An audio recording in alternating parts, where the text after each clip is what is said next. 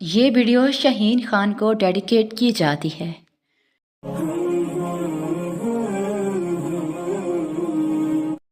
सुनो, ज़िंदगी आजमाइशों में ज़रूर घिरी हुई है, मगर अल्लाह इन आजमाइशों में आपके साथ है।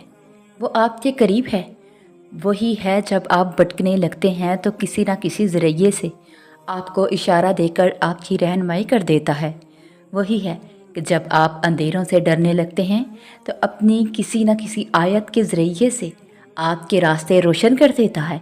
आप अकेले कभी भी नहीं होते। आपके रब ने कभी आपको अकेला छोड़ा ही नहीं है और ना वो अब आपको अकेला छोड़ेगा।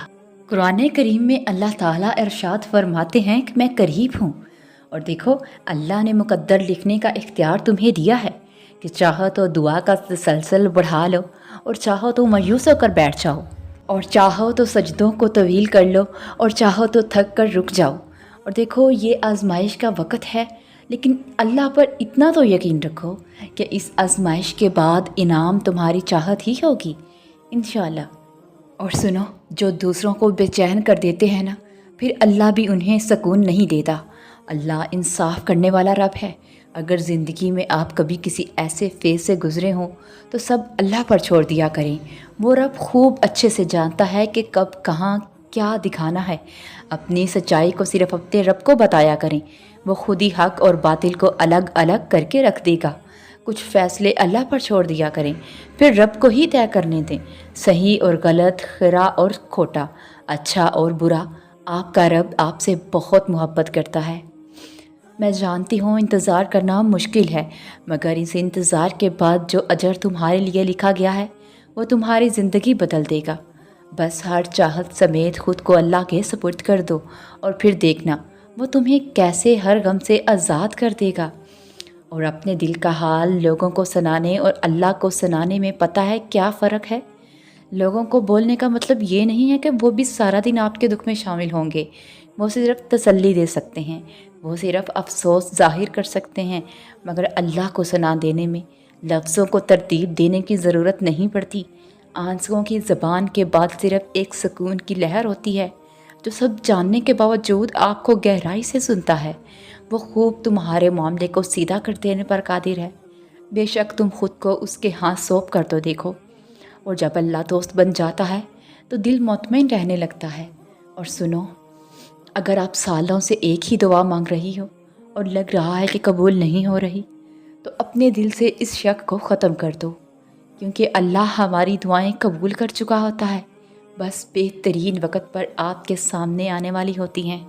और देखो, अल्लाह तो इतना सखी, इतना आला ज़रफ़ है कि वो माजी के गुनाहों का साया भी नहीं रहने देता, ताना भी नहीं देता, एहसास भी नहीं दिलाता। कुछ ख़ताओं को, कुछ दुआओं को, कुछ बातों को अल्लाह के साथ राज रखा करो। वो ऐसा राजदार है जिससे मुखलिस कोई भी नहीं। अल्लाह से बातें करने की आदत डाल लें, अल्लाह से दोस्ती कर लें। और सुनो, अल्लाह पर छोड़े हुए मामलात पर इतना परेशान नहीं हुआ करते। वो हर चीज़ पर कादिर है। कबूलियत का वादा किया है उसने तो वो पूरा भी करेगा। और अल्लाह तुम्हें आजमाइश के बाद सब वापस लौटा देगा, जैसे उसने हज़रत इब्राहीम अलैहिस्सलाम को, हज़रत इस्माइल को वापस लौटा दिया था। और हौसला रखो, हिम्मत मत हारो। अल्लाह तुम्हारी आजमाइश ख़त्म करके तुम्हें तुम्हारी खुशी से नवाजेगा इंशाअल्लाह। और ज़िंदगी में कभी दुआ करना मत छोड़ना, ख़ास तौर पर तब जब दुआ करने की कोई वजह नज़र ना आए। अल्लाह को आवाज़ देना और बताना कि मैं अभी भी मायूस नहीं हूँ। ऐ अल्लाह, मुझे अभी भी आपके मोजज़ों का इंतज़ार है। मैंने अभी भी नसीब से हार नहीं मानी। बेशक जो अल्लाह से राब्ता नहीं तोड़ता, फिर अल्लाह भी उसकी उम्मीदें कभी नहीं तोड़ता। वो जानता है कि तुम किस तकलीफ़ से गुज़र रही हो, किस अज़ियत से गुज़र रही हो। वो जल्द ही ऐसी मदद भेजेगा कि तुम मुतमईन हो जाओगी। सब्र रखो, जो मांगा है तुमने उस पर सब्र रखो, तुम्हें वही मिलता नज़र आएगा। देखो, अल्लाह कितना खुश होगा ना जब बंदा टूट कर बिखर जाता है फिर भी कहता है अल्हम्दुलिल्लाह। और अल्लाह ताला को तुम में सबसे ज़्यादा पता है क्या चीज़ पसंद है? तुम्हारा इजहार करना। वो खामोशियाँ भी सुन लेता है, लेकिन उसे इजहार पसंद है अपने बंदे का। जब बंदा कहता है ऐ मेरे रब, तो वो मुतवज्जा हो जाता है اور جب بندہ کہتا ہے تو بڑا رحیم ہے تو اس کی رحمت جوش میں آ جاتی ہے، اور جب بندہ کہتا ہے اللہ مجھے معاف کر دے تو وہ معاف کر دیتا ہے، اور جب بندہ گڑ گڑا کر کچھ مانگتا ہے اپنے رب سے تو وہ قبول کر لیتا ہے۔ وہ صرف یہ چاہتا ہے کہ تم اس کے پاس آؤ، اور یقین کرو اللہ نے تمہیں تمہاری چاہت تک لے جانے کے ذریعے پہلے سے بنا کر رکھے ہیں، مگر وہ چاہتا ہے تم خود ان تک آؤ تاکہ تم یقین رکھنا سیکھ سکو اور صبر سے تمہاری آشنائی ہو سکے کہ ہر چیز نے واپس لوٹ کر ہی آنا ہے، جو نصیب میں لکھا ہے وہ ہر حال میں ہر قیمت میں مل کر رہتا ہے۔ اور سنو، اللہ کی مصلحت بہت بڑی چیز ہے۔ کبھی کبھی آپ کو نظر نہیں آ رہا ہوتا کہ آپ کو کہاں جانا ہے، آپ کو کیا کرنا ہے۔ ایسا سمجھیں کہ رب نے آپ کی نگاہوں کا راستہ بلاک کر رکھا ہوتا ہے۔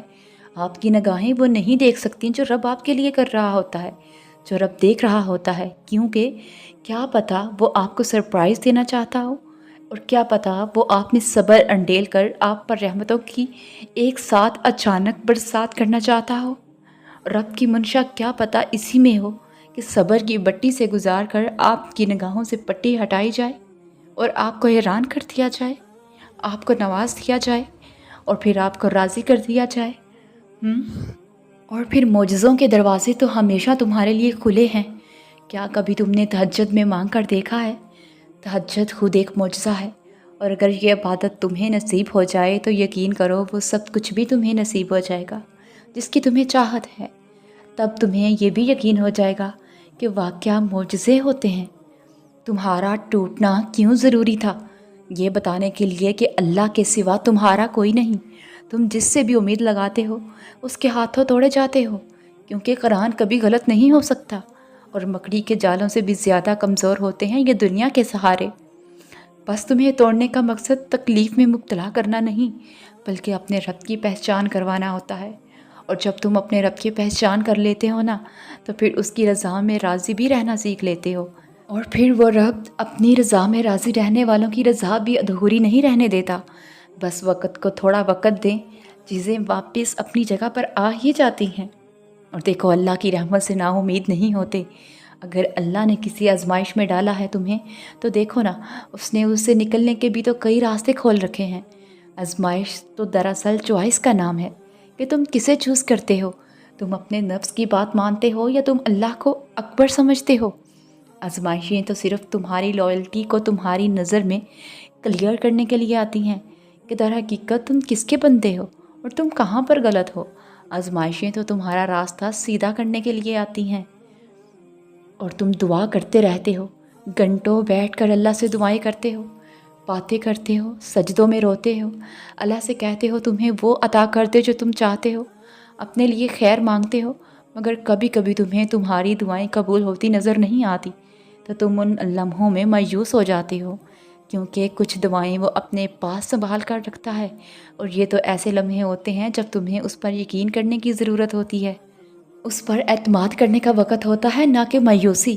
وہ چاہے تو سیکنڈ میں کن فرما دے اور چاہے تو صدیاں لگا دے، اور اگر وہ تمہیں دینے میں تاخیر کر رہا ہے تو اس میں بھی اس کی مصلحت ہوگی، اور ہو سکتا ہے اس کو تمہارا مانگنا، یقین رکھنا، صبر کرنا پسند آ گیا ہو، تمہارا اس سے باتیں کرنا اس کو پسند ہو۔ انسان ایسا ہے کہ جب اس کو اس کی من پسند چیز مل جاتی ہے تو وہ دینے والے کو بھول جاتا ہے، اور اللہ نہیں چاہتا کہ تم اس کو بھول جاؤ، اسی لیے تو تم سے رب رابطہ بحال رکھنے کے لیے تاخیر کرتا ہے۔